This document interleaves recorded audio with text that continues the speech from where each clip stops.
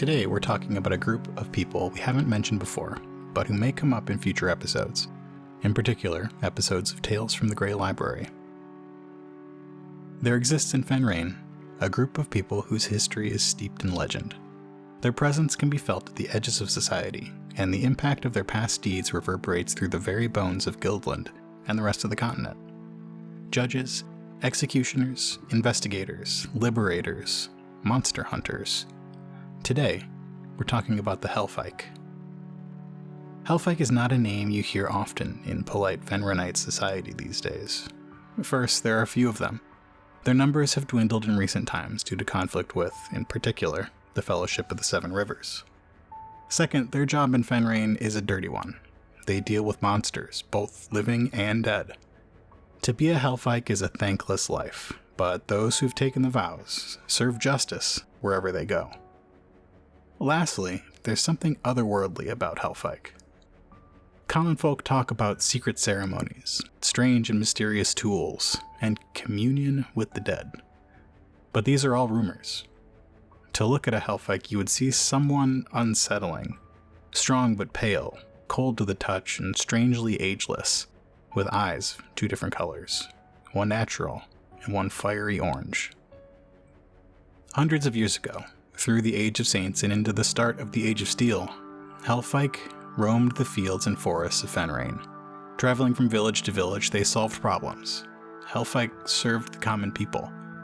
The name Helfeich stems from the Old Language, and it meant two things: to help and to hunt.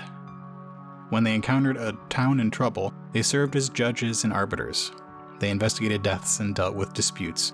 Most of all, when something dead was lurking in the darkness outside of town, they hunted it down. Rather than serving a ruler or a distant leader, Helfeich answered to the common people, and their rulings, swift, just, and usually fair, were taken as law by the people of Fenrayne. Needless to say, while the Helfeich were popular with the people of Fenrayne, they were less than loved by those in power, particularly the royalty of Gilder and the Fellowship of the Seven Rivers.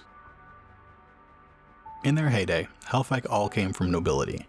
Typically the seventh child of a highborn family, young warriors in training were given by their families at a young age and taken to the great northern stronghold of Perch, high in the Spine Mountains, where the eastern spine meets the southern spur. Their rigorous training filled the strange halls and the surrounding scree-covered slopes. The building, which appeared to be some sort of ancient observatory filled with tools and objects for observing the heavens, is nothing but ruins today.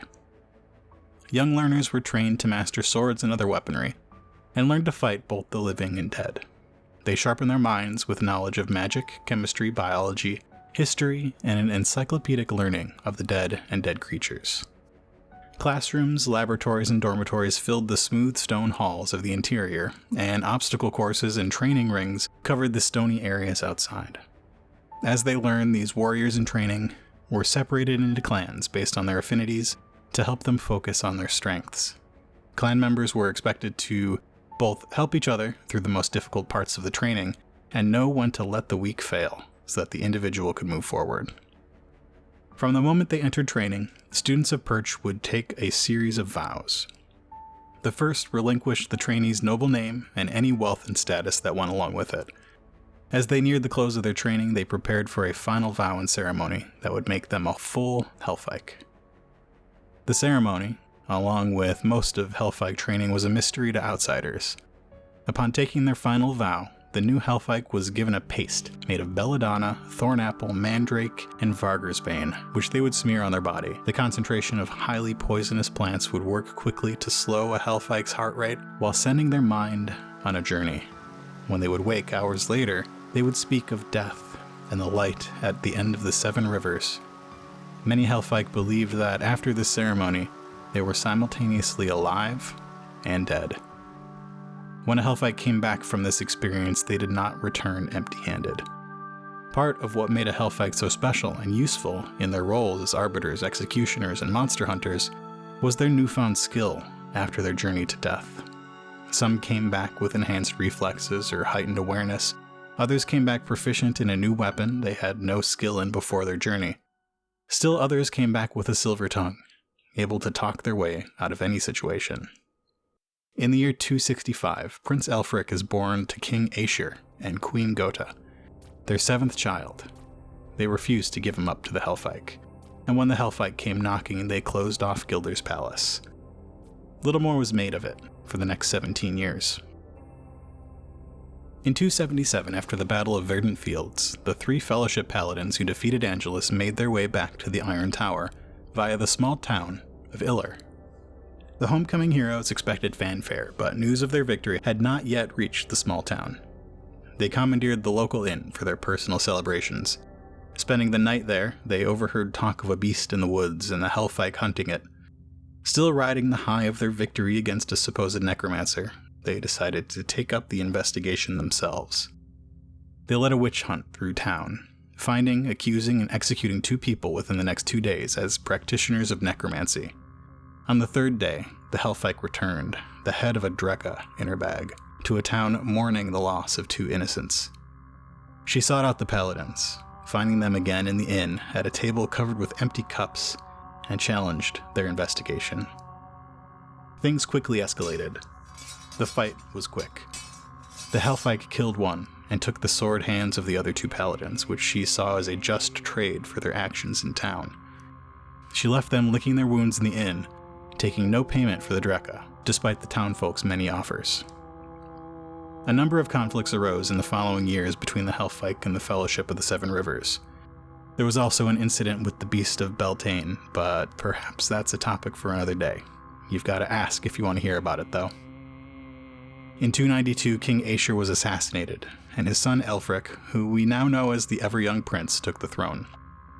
Helfeich quickly signed the Accords, giving the Fellowship of the Seven Rivers government funding and military powers. By signing the Accords, Helfeich signed the death certificate for the Helfeich. The Helfeich refused to be bound by the Accords or any other agreement with Guildland. Perch was located in Guildland, but they served the people of Guildland, Hearth, Highreach, and parts of Brightport. Serving a government would defeat one of their primary purposes, to answer to the people of Fenrayne and their immediate needs. Helfeich and the Fellowship decided to interpret their non-willingness to cooperate as hostility, later selling the story to the people of Guildland. In the high sun of summer 293, 6,000 of the Fellowship's paladins massed at the foot of the southern spur. They laid siege on Perch for 4 long months, and by the end of it, about 300 Helfeich had died, defending the stronghold, and over 2,500 paladins were killed. In the end, Perch was destroyed, and the remaining Helfeich scattered to the wind. These days, Helfeich are a rarity. They travel the western countries like lone wolves, but they still retain the precepts of the Helfeich of old. When they find a town in need, they ask for no payment, only shelter and food. They make difficult and sometimes unpopular choices.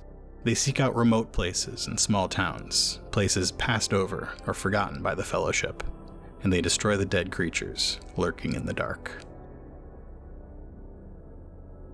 I hope you enjoyed this short journey into the world of Fenrayne. We'll see you next time for more about the world and the people in it. Do you have an idea for an episode? Do you want to hear about the Beast of Beltane? Let us know. Send us a tweet at Coruscant Night or join our Discord to chat with Otherplace fans like yourself. If you're interested in our world and haven't yet checked them out, please go listen to The Otherplace and Tales from the Grey Library. Fenrayne Files is a production of Nightcast Creative. To learn more about us and the other podcasts that we make, visit nightcastcreative.com.